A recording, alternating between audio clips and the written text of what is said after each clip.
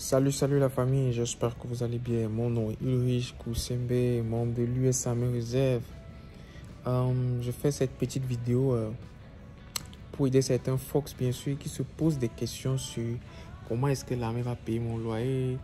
Mes enfants sont en Afrique, je suis marié, je n'ai pas d'enfants, je suis marié avec les enfants. Bref, toutes ces questions-là.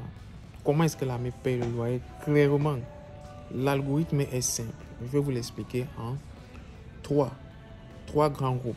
Alors, si tu veux connaître ce que c'est que les trois grands groupes, reste juste scotché sur la vidéo, va sur subscribe, like, partage et share pour tous ceux-là qui veulent savoir comment est-ce que l'armée paye le loyer quand vous êtes soldat américain. Alors, l'algorithme est tout à fait simple et clair.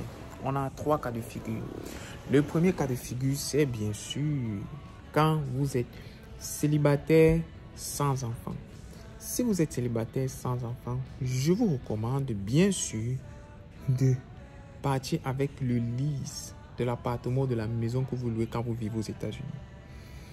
Et votre nom doit être dans le lease. Si vous n'avez pas le lease, l'armée ne payera pas votre loyer.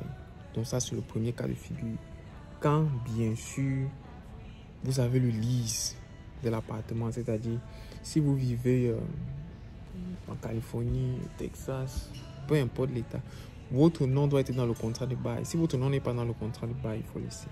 Et l'armée ne paye pas en fonction du loyer que vous payez. L'armée paye en fonction du zip code, en fonction du zip code de l'endroit où vous vivez.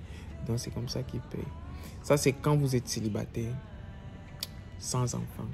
Et bien sûr, l'armée paye le loyer quand vous êtes en formation. Si vous êtes réserve, vous rentrez chez vous, l'armée arrête de payer le parce que vous n'êtes plus en formation. Maintenant, si vous êtes active duty, vous allez aller vivre dans les barracks, dans les chambres de l'armée là. Vous allez aller vivre là-bas. L'armée paye plus le loyer. Et puis si vous vivez dans les maisons, elle paye plus le loyer. Deuxième cas de figure, vous êtes célibataire avec enfant. Si vous êtes célibataire avec enfant, que vous louez la maison, que vous ne louez pas la maison, ça n'a plus d'importance. Tout simplement parce que vous avez déjà les dependents.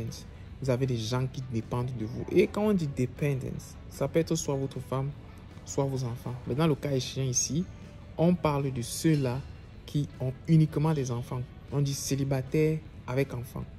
L'armée paye le loyer maintenant en fonction de l'endroit où vous vivez. L'adresse qui est sur votre MEPS contract, je précise bien. L'adresse qui est sur votre contrat quand vous avez signé au MEPS, oui, c'est avec ça qu'ils vont vous payer le loyer en fonction du fait selon lequel vous avez des enfants. Je ne sais pas si c'est clair pour chacun d'entre vous.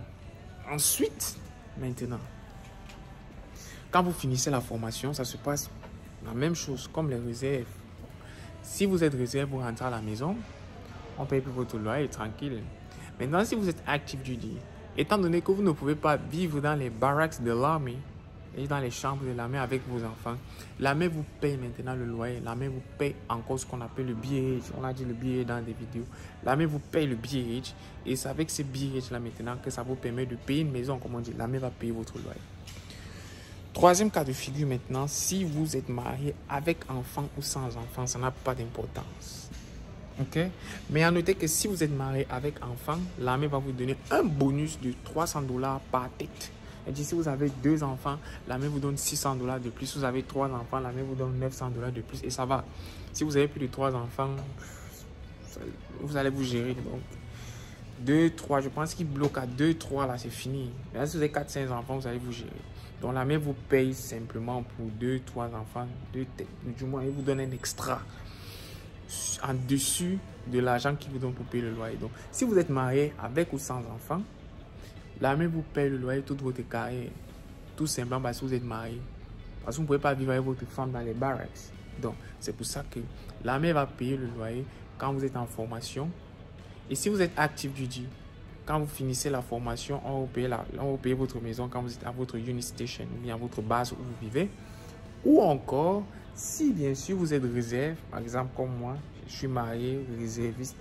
Quand j'ai fini ma formation, l'armée a arrêté de me payer le loyer, bien sûr, parce que je suis plus en formation, je suis dans ma vie civile. Je ne travaille qu'avec l'armée une fois par mois. Donc, pourquoi est-ce qu'ils vont payer le loyer, quoi?